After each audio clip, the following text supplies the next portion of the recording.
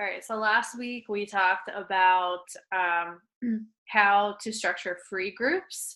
And this week I want to focus on how to structure your challenge groups, which typically are the groups that you're running where people have bought a challenge pack from you. So they're doing their Shakeology and they're doing Beachbody programs. And there is definitely a difference between the way that I structure both groups. Mute everyone just so there's not background noise. There we go. Okay, so let me share my screen. All right. So kind of the same idea as far as the overall layout of my challenge groups. I like to still start out with like a couple of, I call them pre-party posts, just to get people all prepared and on the same page to start on the same day. So similar to the free groups, I still will include a welcome post so everybody can introduce themselves and, a little bit about them. It gives me another, I usually try to ask some sort of creative question like, what's one interesting fact about you or something like that. Just something that helps me learn something new about them too. Um, and then again, I'll post what they can expect for the entire challenge group. Usually we have ours for an entire month. So for the next 30 days, what to expect. Again, we will include any sort of tools or files that they'll need to be using during the challenge group. And now here's where it differs a little bit from the free groups. Of course, you always want to remind people about the Beachbody Challenge, that if they take their before photos and measurements, and then again, after they complete a program, that they can enter that on Beachbody and at least get a free t-shirt, which I'm wearing one right now. That's at least a good perk, I think. I love free t-shirts. But of course, then they're also entered to win prizes. Simba's looking at me because he's like, why are you not petting me anymore? So I always post something about that. And I ask people to, if they feel comfortable, they're welcome to share it in the group. But it's something that I give them the option. They're just kind of starting out and they feel really weird about sharing that sort of thing. They can send it to me privately as well.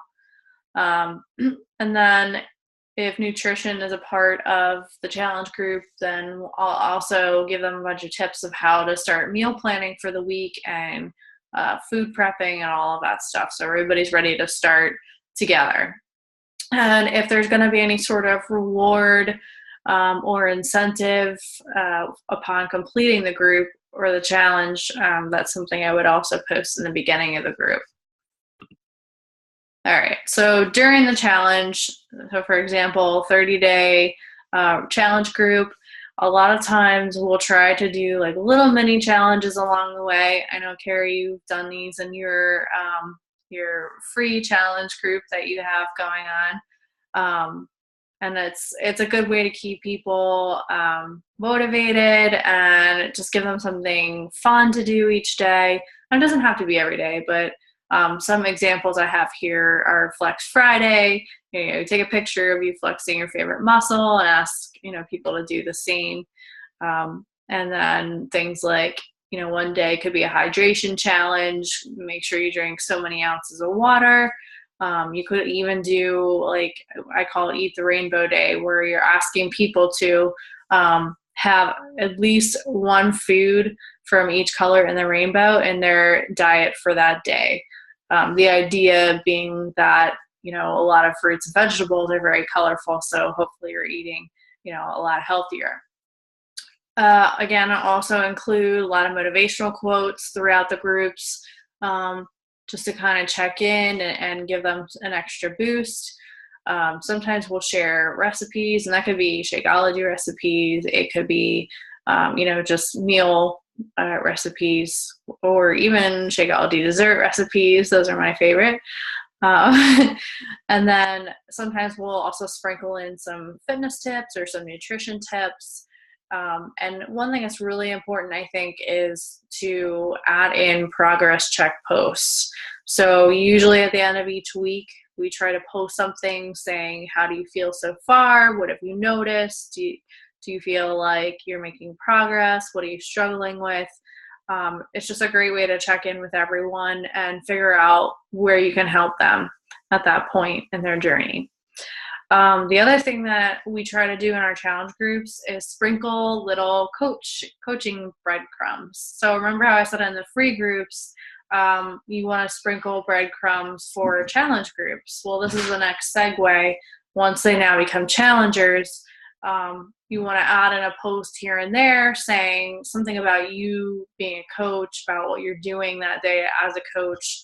Not necessarily inviting them to the opportunity, but letting them know what you're doing and that it is, another layer to Beachbody. And that, again, gives you a way to, talk to them privately after the groups have ended and say, oh, I saw you liked that post I put in the group about what I do as a coach. Is that something you're interested in? It's just a really easy way then to segue into that conversation because they've already heard about it. And of course, the most important thing in any group that you run, you have to be doing whatever it is that you're asking your challengers to do. So if you're posting a mini challenge, you better be, participating in it. If you're expecting people to meal prep and share their meals, you better be doing the same thing. I think that goes without saying, but you never know. So, and then lastly, the conclusion. So at the very end of the group, this is where you remind people again, make sure that you take your after photos and measurements and either send them to me privately or post them in the group, because we like to see how people have progressed over the course of the month. And again, remind them about the Beachbody Challenge. If, again, you were going to offer some sort of reward or prize drawing or whatever, make sure you follow through with that at the end of the group. Recognition, I do think it's important to, regardless if everyone had success or not, so at the very end of the group, just recognize everybody in the group for participating and for committing to the 30-day challenge. So everybody likes to be recognized. And of course, like I said, you can always invite people to roll over to the next group if they want to continue with their journey with you. And then again, you can invite them to learn about the coaching opportunity. And lastly, you always want to ask for feedback. Okay, so that's the structure. What I'm going to do real quick now is take you guys once more to let me find it, to the back office.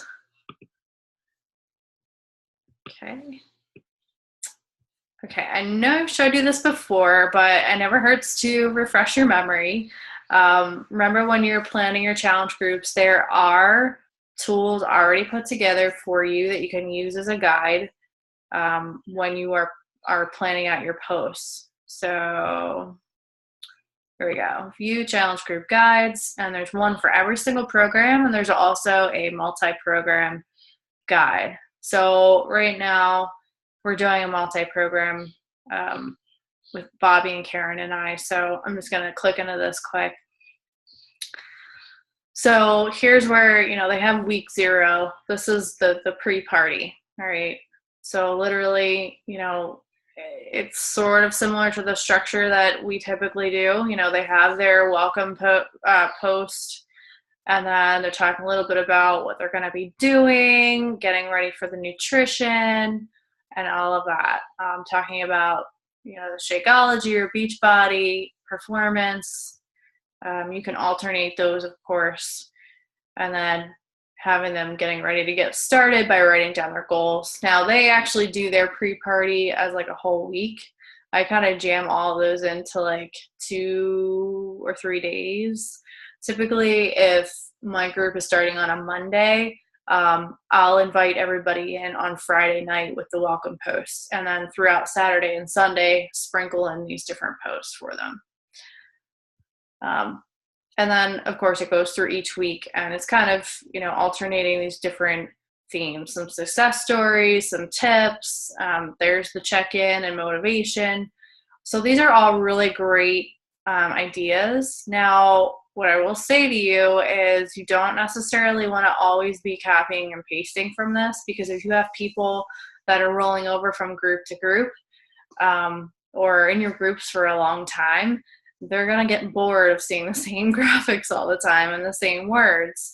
So I try to use this as a model, and every once in a while I will copy and paste the picture, but most of the time I try to incorporate me into and my journey into the graphics, to make it more personal. So, and of course, some of the things that they say, it's just not how I would say it. So I know it's going to come off as like kind of weird and fake if I'm just copying and pasting what they wrote here. But like I said, these are really great ideas, and give you some topics to focus on when you're trying to figure out what to post in your groups. So, okay, let me get out of this. Okay, there we go. All right, I'm going to unmute you. Okay, do you guys have any questions or anything else to add that you think has worked for you in your challenge groups?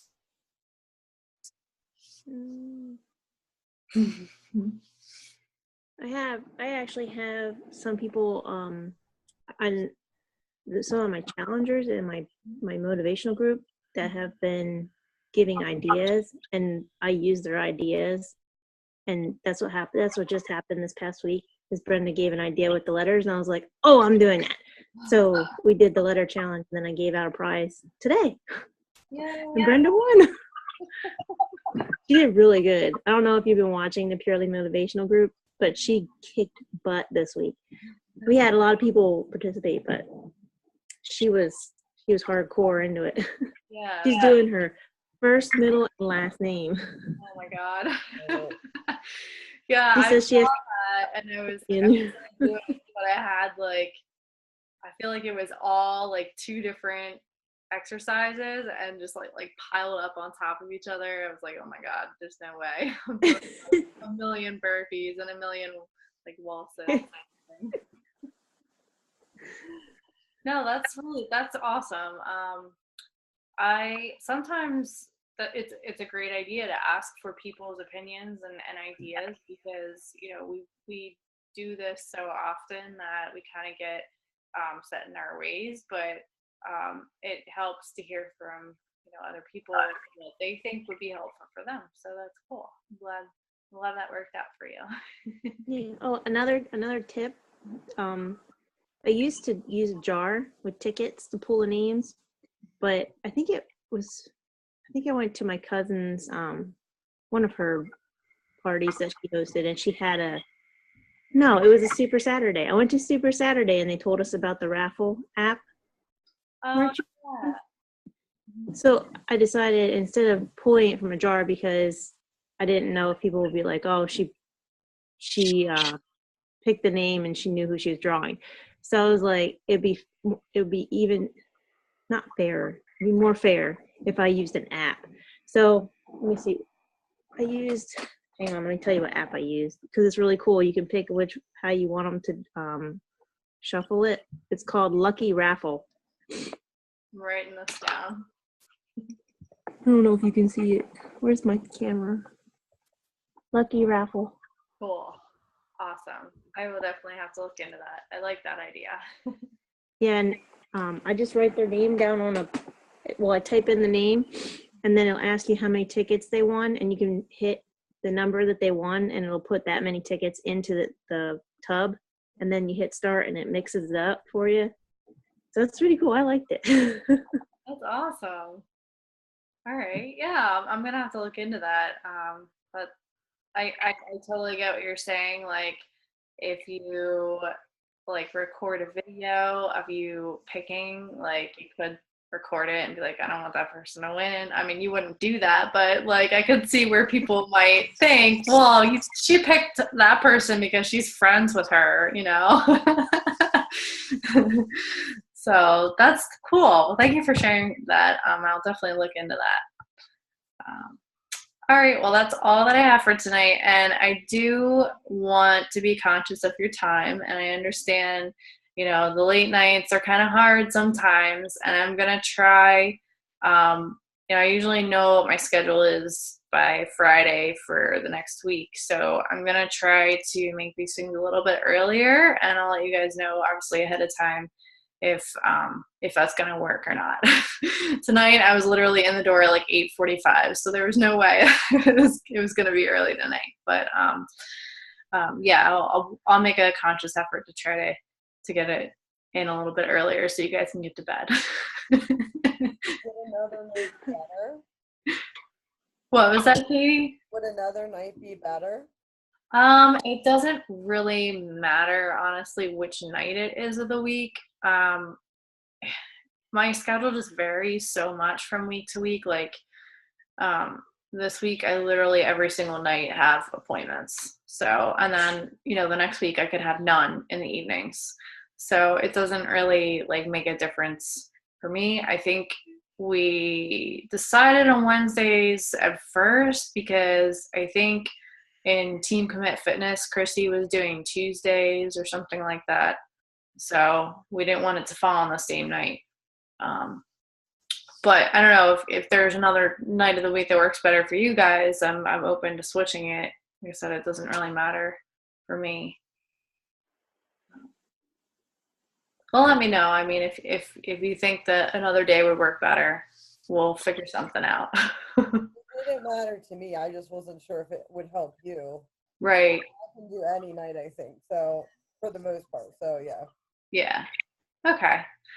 Yeah, no, like I said, it doesn't really matter for me either way. So, all right, well, that's all I have for tonight. I'll let you guys get on to your beds. I'm gonna stay up for another hour, but I understand you guys are getting tired. You had a long day, so. All right, have a good night, guys. I'll talk to you later. See ya.